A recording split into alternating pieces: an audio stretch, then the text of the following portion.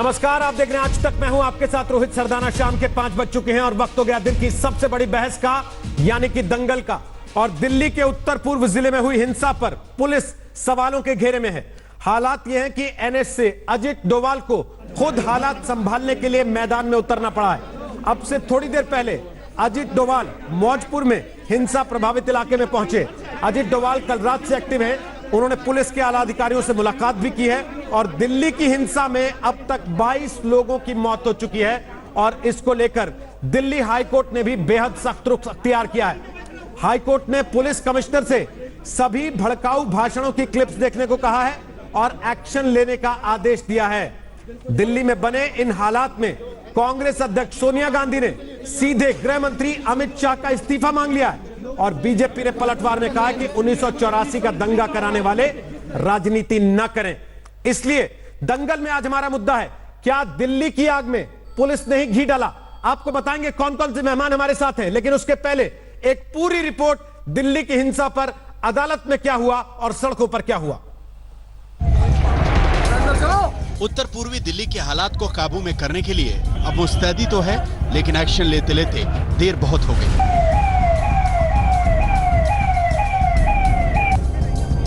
देश के नेता अजित डोभाल अब खुद हालात पर नजर रख रहे हैं, लेकिन इससे पहले ऐसे हालात बने कि मरने वालों का आंकड़ा बढ़कर 22 तक पहुंच चुका है। मृतकों में आईबी के एक सिक्योरिटी असिस्टेंट अंकित शर्मा भी है। दिल्ली गाजियाबाद के बॉर्डर पर दिल्ली में आता है शिव विहार और शिव विहार की तकरीबन पूरी जो कॉलोनी है उसमें जितने भी घर हैं सभी में तोड़फोड़ की गई है, सभी को आग के हवाले किया गया है। एक गैराज है, वहां की तस्वीरें देखिए, काफी डराने वाली ये तस्वीरें हैं। ये देखिए किस तरीके से जितनी भी गाड़ियां थी सभी को आग के हवाले कर दिया गया है। यहाँ पर पहले तक ये एक मारुति सुजुकी कार का शोरूम था और आज इसके हालत देखिए। यहाँ पर गाड़ियां जला दी चुकी हैं। सारा यहाँ पे फ्लोर जो है, कितना वायलेंस और वैंडलिज्म 24 और 25 फरवरी को यहाँ हुआ होगा। देखिए सीलिंग तक जो है पूरी जला दी गई है। ये सिर्फ ये इम्पैक्ट दिखाता है कि जब यहाँ पर दबंगई आए होंगे, हिंसा हुई होगी, तो किस लेवल पे। दिल्ली में हिंसा के बाद आज चौथा दिन है और आज भी लगातार गश्त जारी। हम एक ऐसे बस में हैं जहां पे सुरक्षा बल हैं, बीएसएफ के जवान हैं। बीएसएफ अक्सर तो बॉर्डर पे तैनात होती है, लेकिन दिल्ली में स्थिति देखते हुए, इसका जायजा लेते हुए ये जो जवान हैं कर्तव्य निभा रहे हैं। और खासतौर पे बात करें, गृह मंत्रालय का निर्देश रहा है कि एक स्ट्रिंजेंट कार्रवाई होनी चाहिए, सख्त कार्रवाई होनी चाहिए उन तत्वों के खिलाफ जो यहाँ पे दंगा भड़का रहे हैं। और आप देख सकते हैं किस तरह से मेन रोड पे ही है। पहले बात की गई थी कि मोर बूट्स ऑन द ग्राउंड होने चाहिए। 35 कंपनीज सीएपीएफ यानी पैरामिलिट्री की लगाई गई हैं। दिल्ली में बने इस हालात पर दिल्ली हाईकोर्ट तक ने टिप्पणी कर दी है कि दोबारा 1984 को दोहराने नहीं दे सकते। हाईकोर्ट तो ये लाइव तस्वीर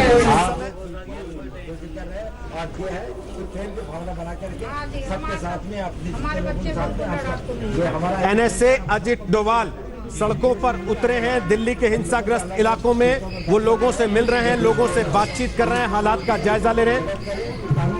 आपको सुनवाते हैं वो क्या बात कर रहे हैं।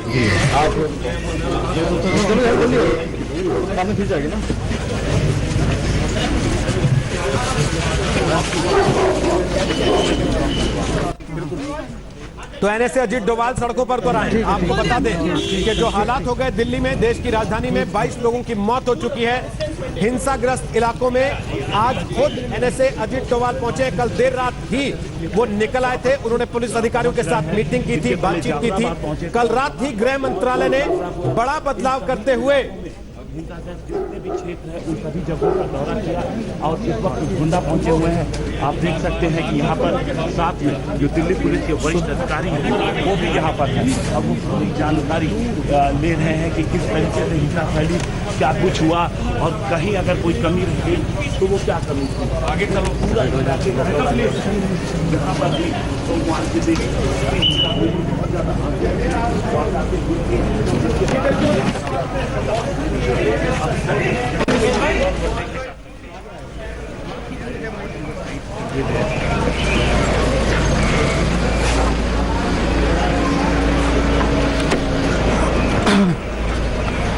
ऐसा बिजुल है ना, पूछो मत।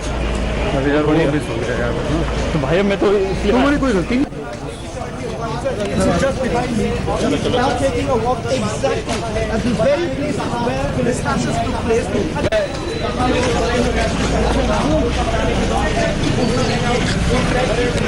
कहा है और क्या है कि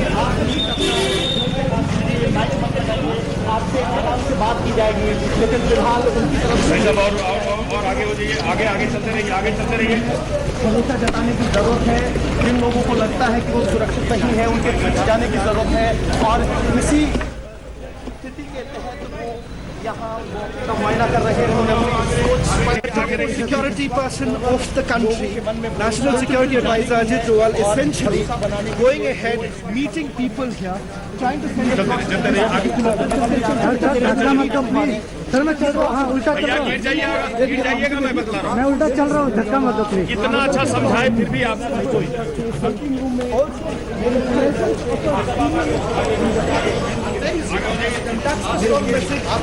सिक्योरिटी एडवाइजर।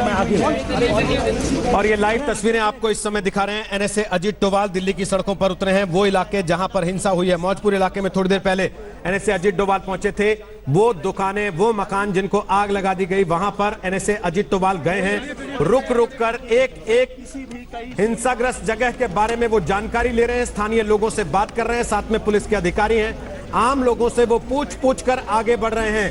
जिन लोगों ने इस हिंसा को देखा है, झेला है, उनसे बात कर रहे हैं। तो 2 दिन तक चुपचाप रहने के बाद जब आरोप लगने लगे कि सरकार बिल्कुल सोई हुई है, गृह मंत्री पर सवाल उठने लगे, दिल्ली पुलिस पर सवाल उठने लगे, तो सरकार एक्शन में आई है, एक्टिव हुई है सरकार। कल रात गृह मंत्रालय ने एसएन श्रीवास्तव को special CP law and order के तौर पर जिम्मेदारी सौंपी और उसके बाद अचानक देर रात एनएसए अजीत डोभाल भी एक्टिव हुए और आज दिन में, अब से थोड़ी देर पहले, वो सड़क पर निकले हैं। वहां जाकर उन इलाकों में जहां पथराव हो रहा था, जहां आगजनी हो रही थी, जहां हिंसा हो रही थी, जहां आरोप लगा कि हत्या कर दी गई लोगों की घेर कर, वहां उन तमाम इलाकों में जाकर एनएसए अजीत डोभाल इस समय लोगों से मिल रहे हैं। लाइव तस्वीरें आपको हम दिखा रहे हैं। जहां अजीत डोभाल पहुंचे हैं, उन तमाम सड़कों पर जहां कल तक हिंसा हो रही थी, पथराव हो रहा था, वहां इस समय एनएसए अजीत डोभाल तमाम पुलिस अधिकारियों के साथ पहुंचे हैं। आप देख सकते हैं वो लोगों से भी बात कर रहे हैं, मिल रहे हैं, सुनवाने की कोशिश करते हैं वो क्या बात कर रहे हैं।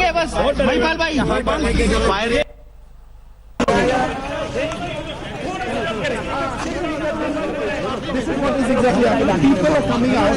They want to. This is what is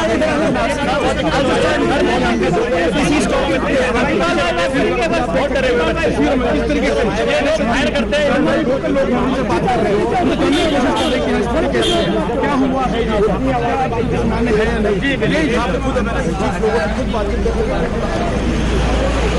तमाम लोग जो हैं यहाँ पर, तो ये गोंडा इलाका है दिल्ली का, जहां पर एनएसए अजीत डोभाल अभी पहुंचे हैं और लोगों से बात कर रहे हैं।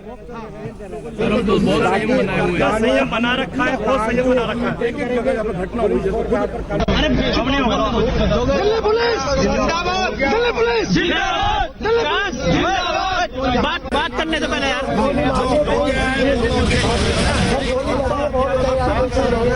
कुछ नहीं कर रहा, अपनी सपोर्ट में खड़ा है। इधर हो रहा है, कोई इधर हो रही है, बंदूकों से फायर कर रहे हैं। सर रात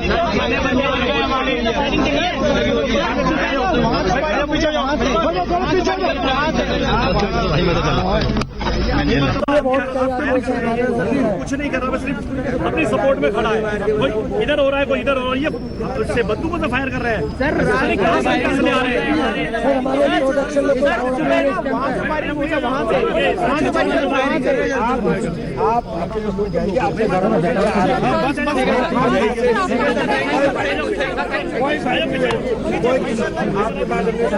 आप थोड़ा सा आगे हो जाओ प्लीज, आगे होइए, आगे हो जाइए। डोभाल के सामने रखे जा रहे हैं और बड़ी अजीब सी परिस्थिति हुई, जहां 2 दिन से सवाल उठ रहे हैं कि दिल्ली पुलिस कुछ कार्रवाई नहीं कर रही थी। इन इलाकों में जब अजीत डोभाल पहुंचे हैं तो दिल्ली पुलिस जिंदाबाद के भी नारे कुछ लोगों ने लगाने की कोशिश की है और फिर अजीत डोभाल को उन्होंने बताया है कि रात में क्या घटनाक्रम हुआ, कैसे हुआ। कुछ लोगों के हाथ में बंदूकें थी, उनका कहना कि हम लोग खड़े हुए थे, वो लोग फायर कर रहे थे। ये सारी चीजें भी अजीत डोभाल के सामने स्थानीय लोगों ने रखी हैं। आपको लगातार तस्वीरें हम ये दिखाते रहेंगे। जीवीएल नरसिंह राव हमारे साथ आ गए हैं, वो बीजेपी के सांसद हैं। सौरभ भारद्वाज हमारे साथ आ गए हैं, आम आदमी पार्टी के नेता, प्रवक्ता और विधायक हैं। आसिफ खान हमारे साथ आ गए हैं, नेता है कांग्रेस के, थाने से छूटकर आए हैं। देर रात अरविंद केजरीवाल मुख्यमंत्री के घर के बाहर प्रदर्शन करने की कोशिश कर रहे थे, तब पुलिस ने इनको उठा लिया था। तस्लीम अहमद रहमानी भी हमारे साथ होंगे और हमारे साथ होंगे शोएब जमई, राजनीतिक विश्लेषक हैं। शाहीन बाग में जो कुछ चल रहा है लगातार, उसके बैकड्रॉप में शोएब जमई की बड़ी भूमिका रही है। विशाल मिश्रा हमारे साथ हैं, राजनीतिक विश्लेषक हैं। एलन राव हमारे साथ हैं, पूर्व डीसीपी हैं दिल्ली पुलिस के। और मकरन परंजपे हमारे साथ हैं, वो निदेशक हैं Indian institute of advance studies के। आप सबका स्वागत है। ये तस्वीरें लगातार हम दिखाते रहेंगे, लेकिन पहला सवाल जीवीएल नरसिंह राव, मैं आपसे पूछ रहा हूं, शर्मिंदगी हुई आज जब हाई कोर्ट ने फटकारा और पूछा कि दिल्ली पुलिस को यह सब दिख नहीं रहा था जो कुछ हो रहा था सड़कों पर?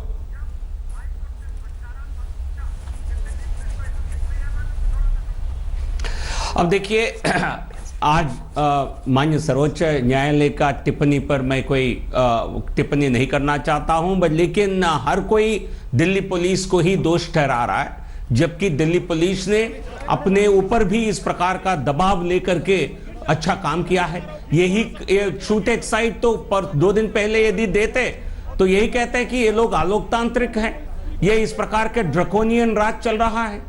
तो जो शाहीन बाग को रिपीट करने की, जाफराबाद में फिर एक बार शाहीन बाग को करने की जो साजिश रचा गया, उसको अंत में इसको तोड़ने में पुलिस सक्षम हुई है। उसके लिए हम पुलिस को बधाई देना चाहते हैं। ऐसा मुश्किल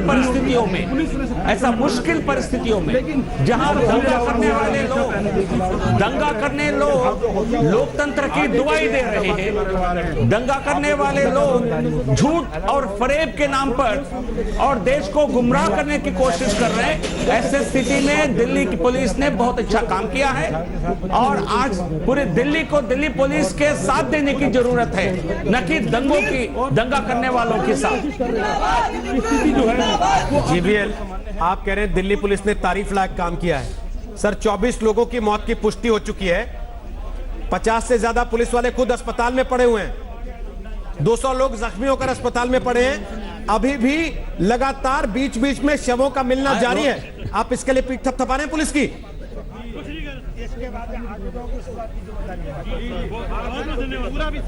रोहित जी, क्या स्थिति जो बनी है, जो लोग अभी पुलिस को सवाल पूछ रहे हैं, क्या यही लोग इसको बड़ा कोई लोकतांत्रिक आंदोलन नहीं करारते थे?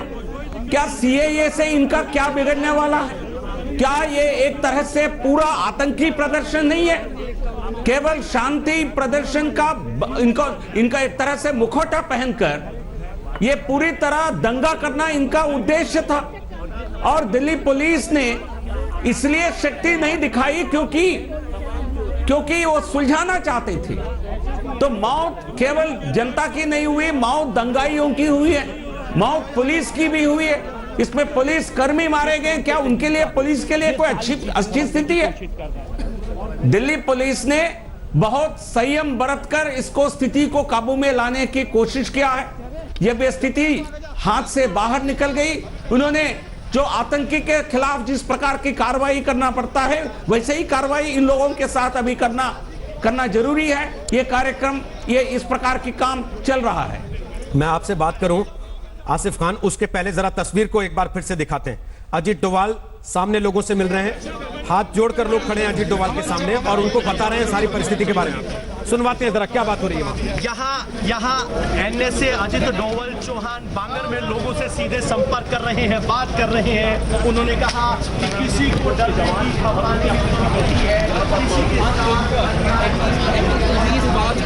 जहां पर हिंसा हुई थी, ये वो सारे इलाके हैं जहां पर आगजनी हुई, तोड़फोड़ हुई, घरों में आग लगाई गई, दुकानों में आग लगाई गई। डोभाल वहां जाकर लोगों से बात कर रहे हैं। आप सब लोगों को सलामती के लिए हम सब लोग कोई भी कुर्बानी पुलिस का माहौल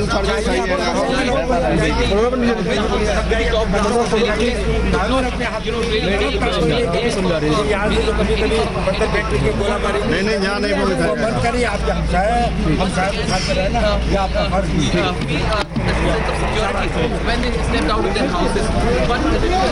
एक तरफ एनएसए अजीत डोभाल निकल गए सड़कों पर, दूसरी तरफ प्रियंका गांधी मार्च निकालने की कोशिश कर रही थी, उनके मार्च को रोक दिया गया है।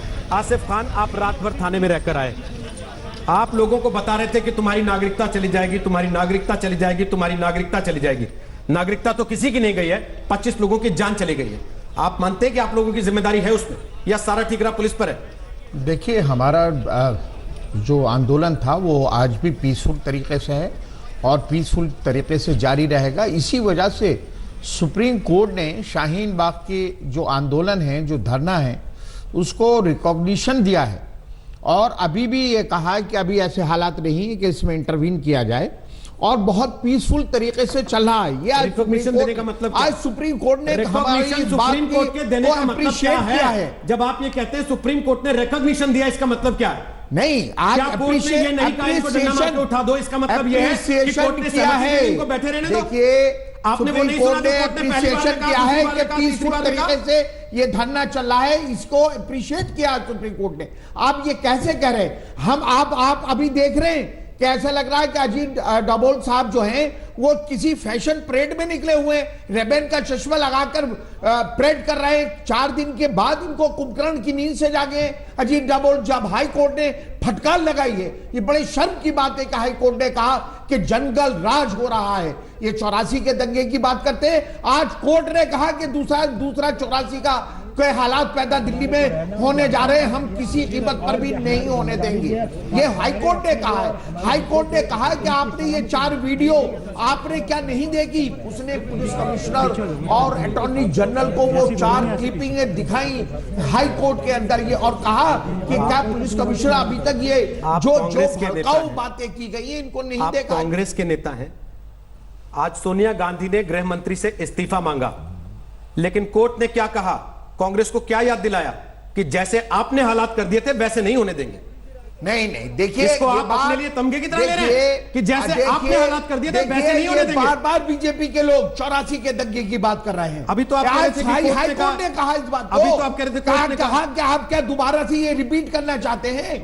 84 के दंगों को आप दोबारा से रिपीट करना चाहते हैं? ये हम नहीं होने देंगे, किसी कीमत पर भी ये जंगल राज नहीं होने देंगे। हम इंटरवीन करेंगे। अगर गवर्नमेंट नहीं संभाल पाएगी, गवर्नमेंट आइन की धज्जियां उड़ाएगी, कानून की धज्जियां उड़ाएगी, तो हम इंटरवीन करेंगे।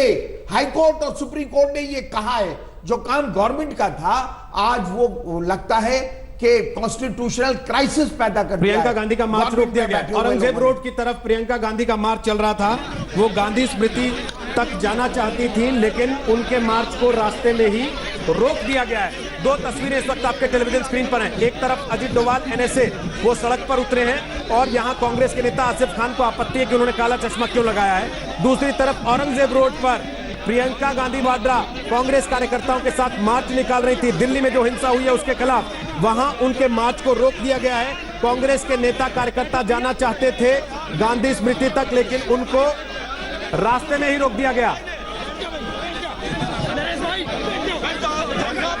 अशोक सिंघल हमारे सहयोगी मौजूद हैं। अशोक, क्या जानकारी है, क्या कह रही है पुलिस, क्यों रोका गया इन लोगों को?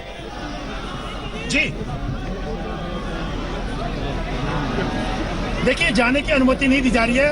कांग्रेस मुख्यालय से प्रियंका गांधी और दिल्ली कांग्रेस के नेता और कार्यकर्ता 30 मार्च कर रहे थे दिल्ली की घटनाओं को लेकर के। आप देख सकते हैं कि यहाँ जनपद पे कैलेरिस होटल के आगे इनको रोक दिया गया। प्रियंका गांधी धरने पर यहाँ बैठ गई है, जमीन पे बैठी हुई। आप देख सकते हैं, मेरे कैमरामैन आपको दिखाएंगे कि प्रियंका गांधी कांग्रेस के नेताओं और कार्यकर्ताओं के साथ यहाँ बैठी हुई है और तमाम लोग यहाँ मौजूद हैं। पुलिस ने पूरी बैरिकेडिंग की हुई है कि जाने की अनुमति नहीं दी जा रही उनको।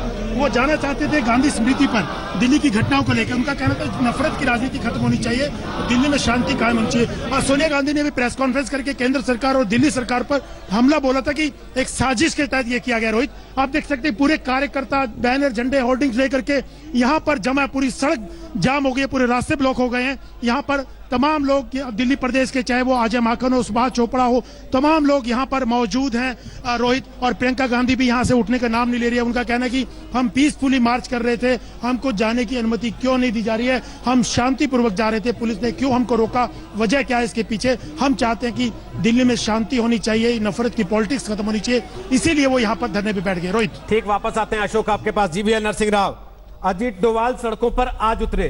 3 दिन तक किस चीज का इंतजार था? 24 लाशें गिरने का?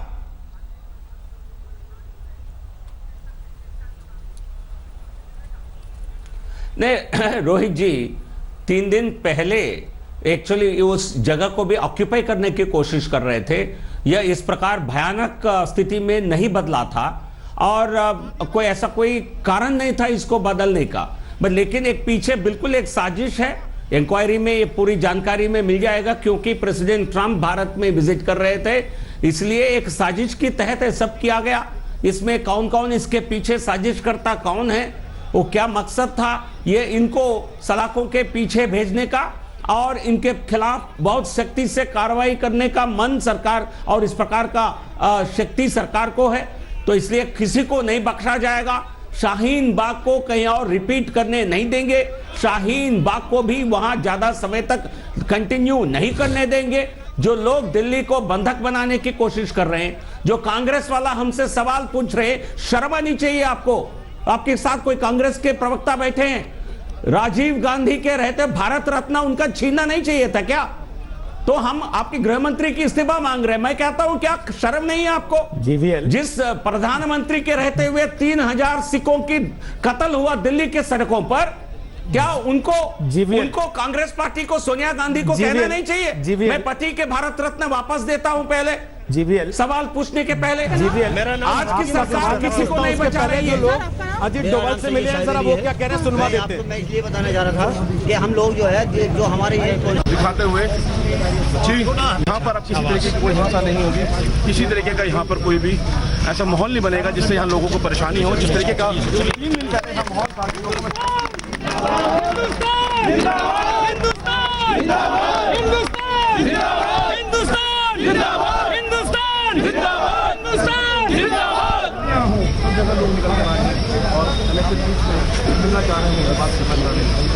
जिंदाबाद के नारे लग रहे हैं अब वहां पर जहां अजीत डोभाल पहुंचे हैं तमाम पुलिस अधिकारियों के साथ। 3 दिन से इन्हीं इलाकों में पथराव हो रहा था, पुलिस कोशिश कर रही थी खदेड़ने की, लोगों को बार बार लोग जमा हो जा रहे थे, नारेबाजी हो रही थी दोनों तरफ से, मौका पाते ही दुकानों में आग लगा दी जा रही थी, घरों में तोड़फोड़ की जा रही थी।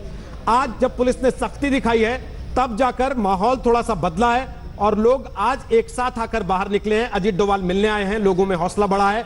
लेकिन सवाल यह है कि ये चीजें 3 दिन पहले क्यों नहीं की गई? क्यों इसके लिए 3 दिन तक इंतजार किया जाता रहा? क्यों इसके लिए आग लगने दी? जो ड्रोन आज उतरे हैं, जो वीडियो रिकॉर्डिंग आज हो रही है, वो 3 दिन पहले क्यों नहीं हो रही थी? जब यह कहा जा रहा था कि शाहीन बाग को रिपीट करने की कोशिश हो रही है, डोनाल्ड ट्रंप भारत में थे, सरकार को इस बात का अंदेशा था कि कोई बड़ी साजिश हो सकती है, जैसा जीवीएल आप कह रहे हैं, तो 3 दिन पहले इनको रोकने की कोशिश क्यों नहीं की गई? जाफराबाद से लोगों को उसी दिन वैसे क्यों नहीं हटा दिया गया जैसे कल रात को पुलिस ने सख्ती करके हटाया? क्या किस चीज का इंतजार था आपको? क्यों नहीं हटाया उसी दिन आप लोगों ने?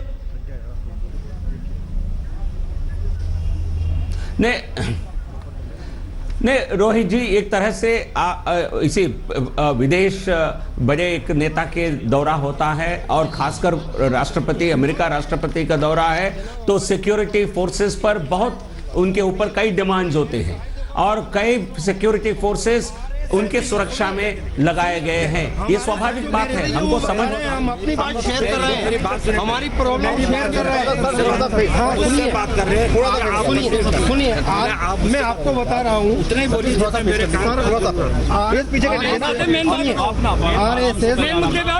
RSS आतंकवाद जमुना पार में इतना ज्यादा पनप चुका है, जहाँ मुसलमान कम है उनको काट रहे हैं और हम मुसलमानों ने कभी ऐसी बात नहीं करी, पूरे इलाके सेफ कर रखे हैं हमने और हमने कहा किसी हिंदू पे जुल्म नहीं किया जाएगा, हमारे इलाके सेफ रहेंगे।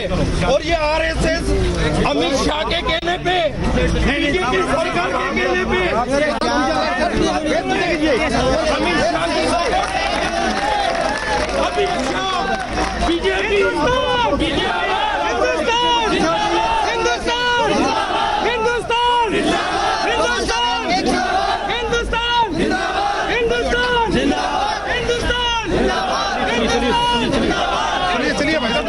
नारे हिंदुस्तान जिंदाबाद के लग रहे हैं, लेकिन सवाल बीजेपी पर उठाए जा रहे हैं। जो लोग वहां पर मौजूद हैं वो सीधे सीधे गृह मंत्री का नाम लेकर बीजेपी के नेताओं पर सवाल उठा रहे हैं। अजीत डोभाल जिन लोगों से बात कर रहे थे, जीवीएल नरसिंह राव, अब और कोई गवाही चाहिए? आपको सुन लिया होगा आपने, जिन स्थानीय लोगों से अजीत डोभाल मिल रहे हैं वो क्या कह रहे हैं।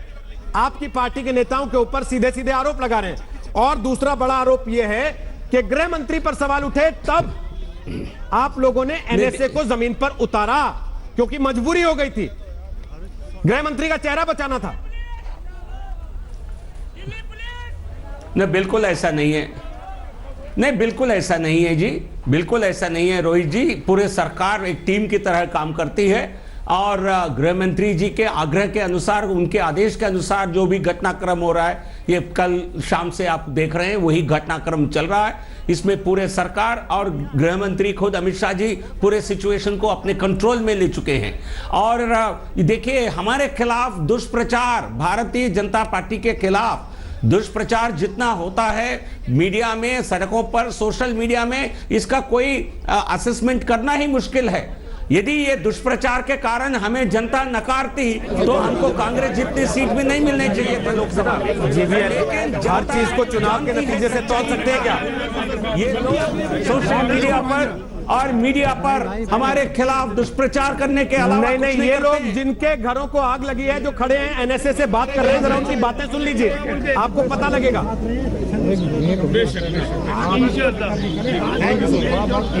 भाई अरे डोभाल साहब, सर बहुत खुशी आपने आपके लोगों की जिम्मेदारी को सियासत की तरफ नहीं, लेकिन इंसानियत की तरफ है। सर आप बोल रहे हैं, कैसा लग रहा है?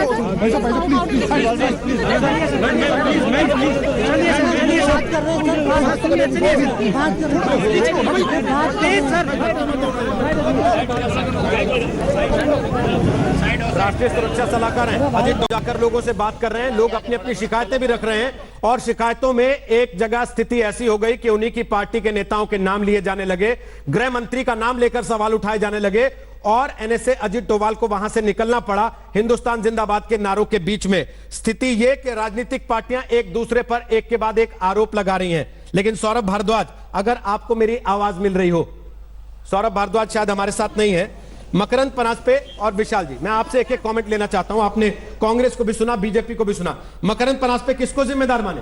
उन लोगों को जो शाहीन बाग में बैठे हैं 2.5 महीने से और कह रहे हैं कि हम तो शांतिपूर्वक प्रदर्शन कर रहे हैं, या उन लोगों को जो एक के बाद एक भड़काऊ भाषण दे रहे थे, या फिर पुलिस को जिस पर आरोप लग रहा है कि इन्होंने कुछ किया नहीं 3 दिन तक?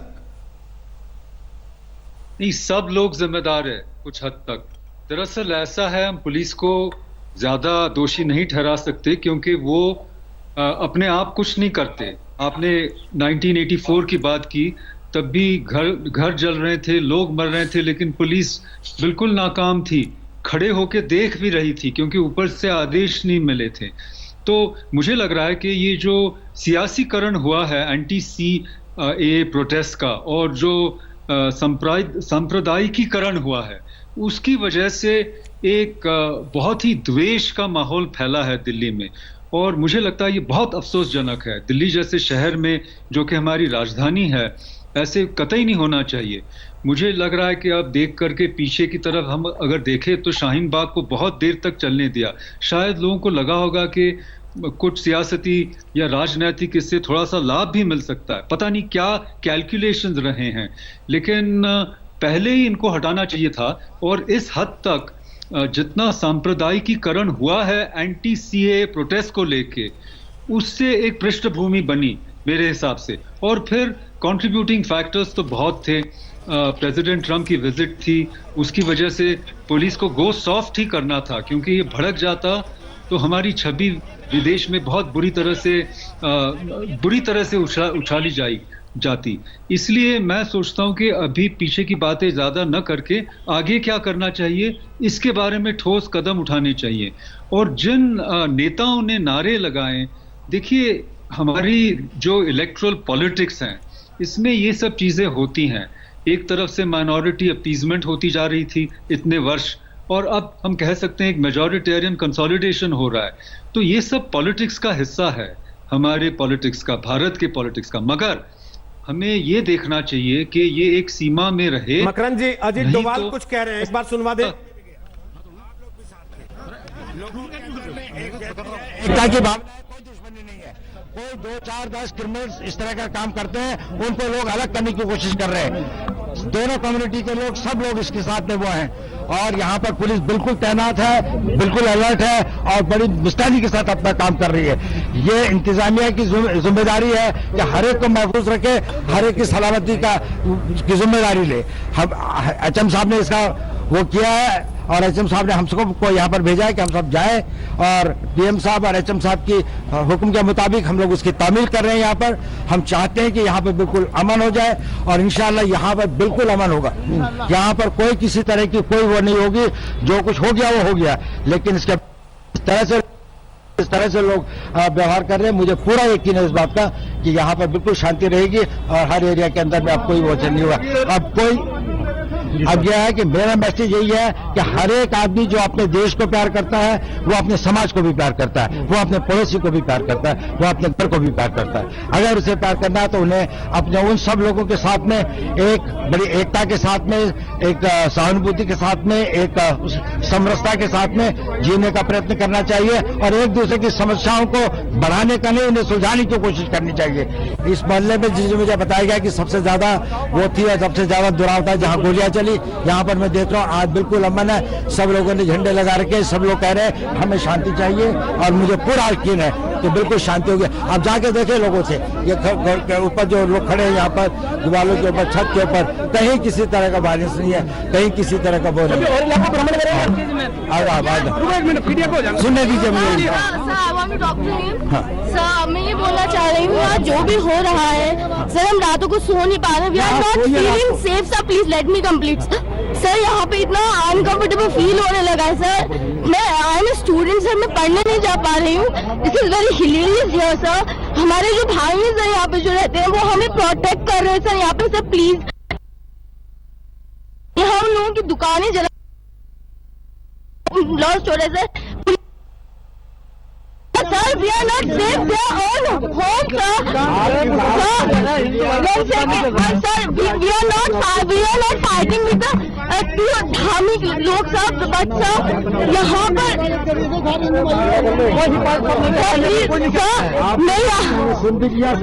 सर मैं सिर्फ आपसे told to me by others also, and I assured them that you don't have to worry. It is a responsibility of the government.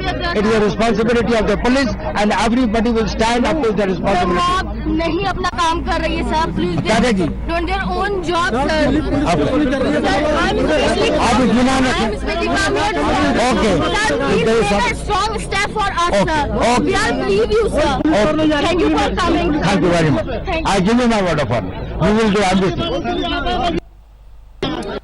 अरे यार आए हैं ना, अरे एचएम साहब ने हमें भेजा तो हम अकेले थोड़ी आए भाई, पीएम साहब के हुक्म से आए, एचएम साहब के हुक्म से आए, पूरी उनको ये मोहतरमा तो जाने दे रहा है। मैं आपको अपनी जुबान देता हूं कि पुलिस कार्रवाई करेगी, आप लोगों को डरने की जरूरत नहीं है। ये बात एनएसए अजीत डोभाल लोगों से कह रहे हैं। स्थानीय लोगों ने सीधे तौर पर शिकायतें की हैं, ये कहा कि हमें इन इलाकों में अब डर लगने लगा है, रातों को सो नहीं पाते हैं और पुलिस कुछ कर नहीं रही है, पुलिस मदद नहीं कर रही है। ये सीधी शिकायत अजीत डोभाल से की गई। उन्होंने कहा कि मैं आपको अपनी जुबान देता हूं, अब ऐसा नहीं होगा, पुलिस कार्रवाई करेगी। मैं प्रधानमंत्री और गृह मंत्री के आदेश से यहां पर आया हूं।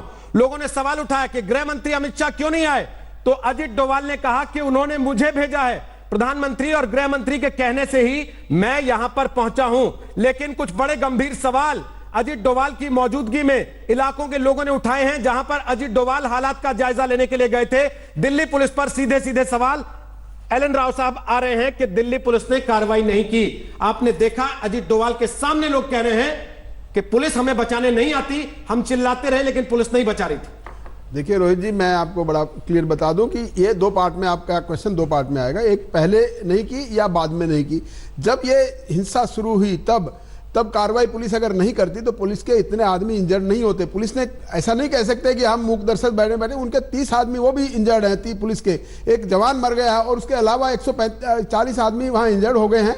तो ऐसा नहीं कह सकते कि पुलिस ने कुछ काम नहीं किया, पुलिस ने डेफिनेटली किया। बट हालात देखिए वहाँ पे पूरा इलाका कैसा कंजेस्टेड एरिया है और किस प्रकार से उसको कंट्रोल किया गया है। पुलिस का हिंसा शुरू होने के बाद में कार्य बड़ा सराहनीय है, लेकिन उससे पहले जो इंटेलिजेंस फेलियर का कहीं बात आ रही है, पुलिस को समय रहते अगर ये पता लग गया था कि ऐसा कुछ हो सकता है, तो वहां पर पीस कमेटी है, वहां पे पुलिस लेवल के पुलिस थाना लेवल पे थाना लेवल कमेटी है, उनसे बातचीत करने के बाद ऐसा सिचुएशन ना आए, ऐसी कुछ व्यवस्था करनी चाहिए थी ताकि ऐसा नहीं होता। लेकिन अब ये आरोप और प्रत्यारोप का टाइम नहीं है। आपने मकरन जी की बात सुनी, उन्होंने बड़े साफ लफ्जों में कहा कि 84 में क्या हुआ था, जिसकी टिप्पणी आज अदालत ने भी कही कि 84 रिपीट नहीं होने देंगे। वो नहीं होना चाहिए कभी इसका भी। मतलब ये वो कह रहे हैं कि ऊपर से आदेश नहीं मिले पुलिस को कि आपको कार्रवाई करनी है। देखिए सीरियसनेस तो अभी पता लग रही है। अजीत डोभाल जिनको नेशनल और इंटरनेशनल लेवल पे बातें करनी होती है, उनको सड़क पे उतरना पड़ा।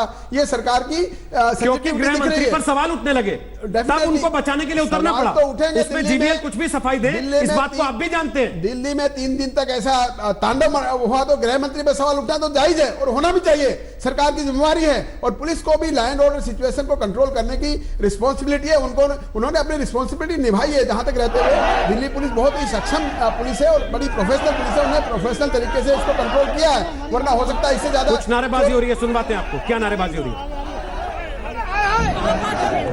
आगे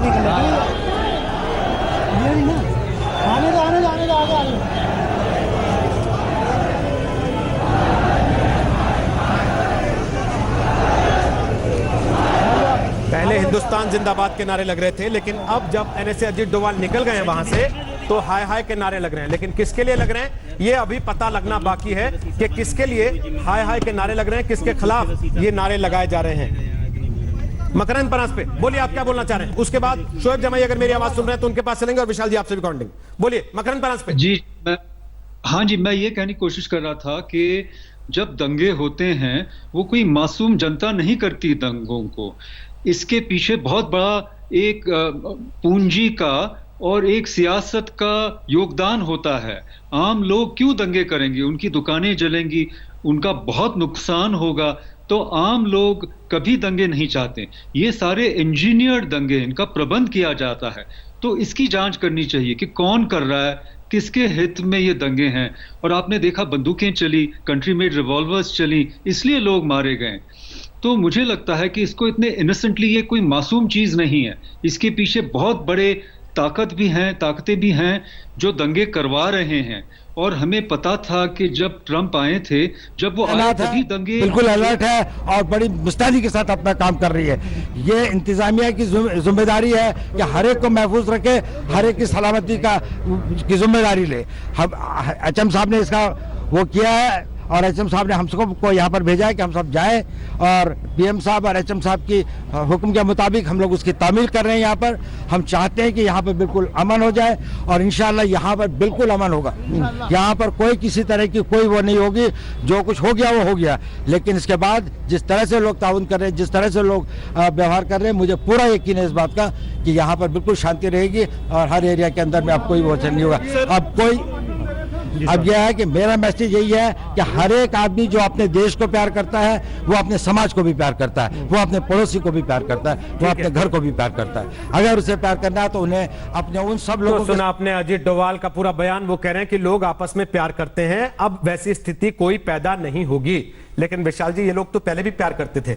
जब चैलेंज दिए जा रहे थे 15 करोड़ और 100 करोड़ के, जब चैलेंज दिए जा रहे थे कि 3 दिन में यहां से नहीं उठे तब देखना हम क्या करेंगे, ये लोग तो तब भी प्यार करते थे। इन चुनौतियों ने बिगाड़ दिया ना माहौल। तो रोहित जी, इसमें कोई दो राय नहीं है कि जिस सीए के नाते ये तमाम सारे जाने गई हैं, उस सीए ने एक की भी नागरिकता न ली, ना उसमें लेने का प्रावधान था। ये बना बनाया एजेंडा था। हमारे खान साहब बैठे हैं, शाहीन बाग के उस वन ऑफ द प्लानर। मैं इनसे पूछना चाहता हूं खान साहब से बहुत ही विनम्रता के साथ कि खान साहब, क्या मिला आपको ये आग लगवाकर?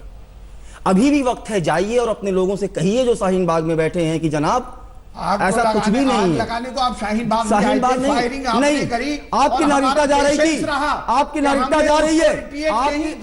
जी नहीं, मैंने आपकी बात नहीं बोला, आपकी नागरिकता जा रही है। आपके वारिस पठान ने क्या कहा? आग लगाने को आप शाहीन बाग तक जाएंगे। आपके अमानतुल्लाह विधायक जी का ट्वीट है, आपके अमानतुल्लाह विधायक जी का ट्वीट है कि ये इस्लाम की जीत है। क्या मजाक बना रखा था? सवाल उनसे और क्या हासिल हुआ? आप अगर मुझे ऑर्गेनाइजर कह रहे हैं और हमें अभी भी मैं ये कहना चाहता हूं कि किसकी नागरिकता जा रही थी, आखिर क्या मिला? अभी आप कह रहे थे कि सुप्रीम कोर्ट ने हमको रिकॉग्नाइज किया है। सुप्रीम कोर्ट ने साफ साफ कह दिया कि आप सड़कें खाली करिए और आप बार बार राइट की बात कर रहे हो जनाब। तो ड्यूटी की भी तो बात होनी चाहिए। अगर आपके अधिकार है तो हमारे ड्यूटी भी तो है, आर्टिकल 51 भी तो है। आप पुलिस को बोलते रहे हो कि पुलिस ने काम नहीं किया, इलीगल काम। अगर पुलिस लाठीचार्ज करती है, अगर पुलिस एक्शन लेती तो आप चिल्लाते पुलिस ने मार दिया और सुप्रीम कोर्ट ने कभी नहीं कहा कि सड़क को सड़क पे कब्जा करे, कभी नहीं कहा। अच्छा एक सेकंड, अब एक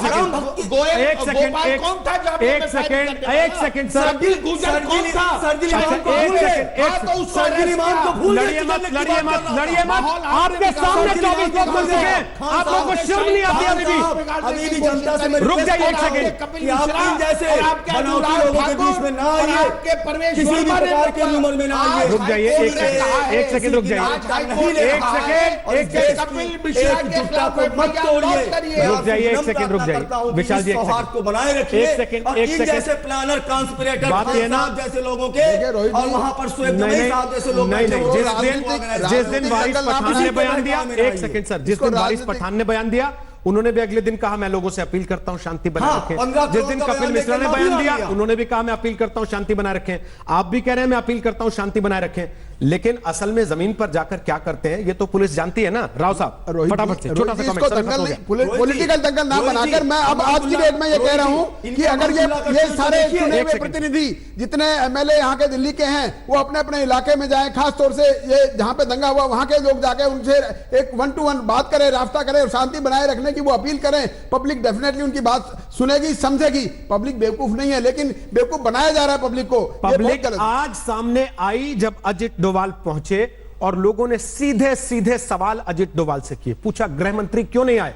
अजित डोभाल को कहना पड़ा कि प्रधानमंत्री और गृह मंत्री ने मुझे भेजा है कि जाओ लोगों से बात करके आओ। लोगों ने उनसे सीधे सीधे तौर पर पूछा कि हमें डर लगता है इन इलाकों में पुलिस कुछ नहीं कर रही है, तो उनको कहना पड़ा कि मैं जुबान देता हूं अब ऐसा कुछ नहीं होगा, पुलिस कार्रवाई करेगी। क्या ये चीजें 3 दिन पहले नहीं हो सकती थी? क्या ये सारी बातें होने दी गई जो अदालत सवाल उठा रही है और टिप्पणी कर रही है इतनी तल्ख कि दिल्ली में 1984 नहीं होने देंगे? सरकार को इसका जवाब देना पड़ेगा और जवाब देना पड़ेगा दिल्ली पुलिस को भी। आखिरी बड़ा आपको केवल इतना बताते चले कि दंगल आप अपने मोबाइल फोन पर भी देख सकते हैं। डाउनलोड कीजिए हमारा मोबाइल ऐप या फिर विजिट कीजिए हमारी वेबसाइट aajtak.in।